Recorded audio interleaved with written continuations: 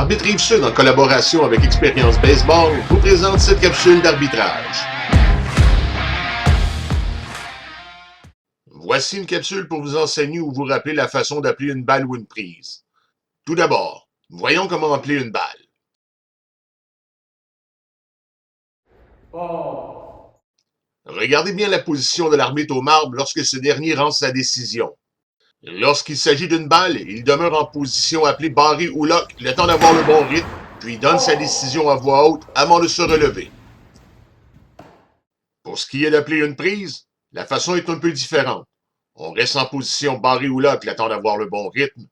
Par la suite, on se relève, on coordonne la voix et la main, et l'on procède à l'appel de la prise. Voyons deux exemples.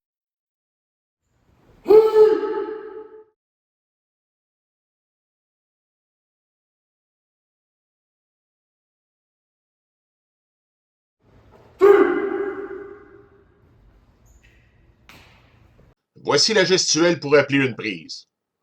Notre bras et avant-bras doivent faire un angle de 90 degrés vers le haut et notre poing doit être serré. Le bras ne devrait pas être devant le corps afin de ne pas cacher le geste. Il devrait être dans un angle qui peut être vu de tous. Si l'on regarde à nouveau les deux exemples, on verra que le bras pourrait être plus à 90 degrés ou pourrait être plus à droite du corps de l'arbitre.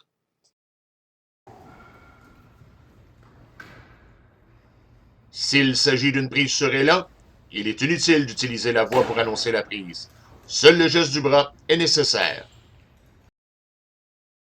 Lors d'un appel d'une prise due à un demi-élan, on doit pointer le bâton avec la main du côté du frappeur. La main gauche pour le frappeur droitier et la main droite pour le frappeur gaucher. On doit dire « sur élan »,« il s'est élancé »,« he did »,« he went ». Voyons un exemple.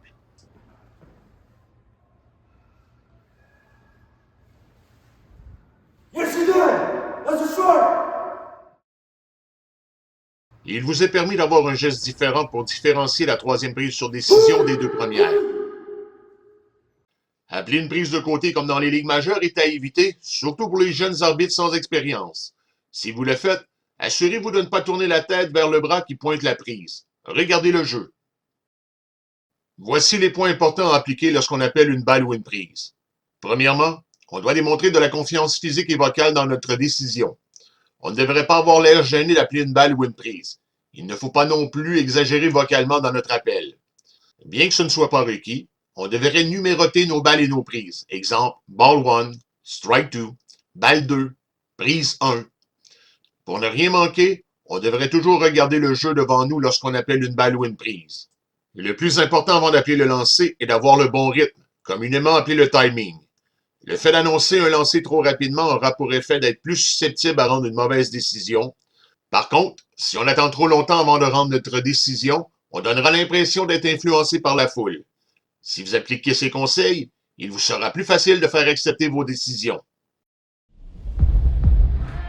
Arbitre Rive-Sud vous remercie d'avoir assisté à cette capsule.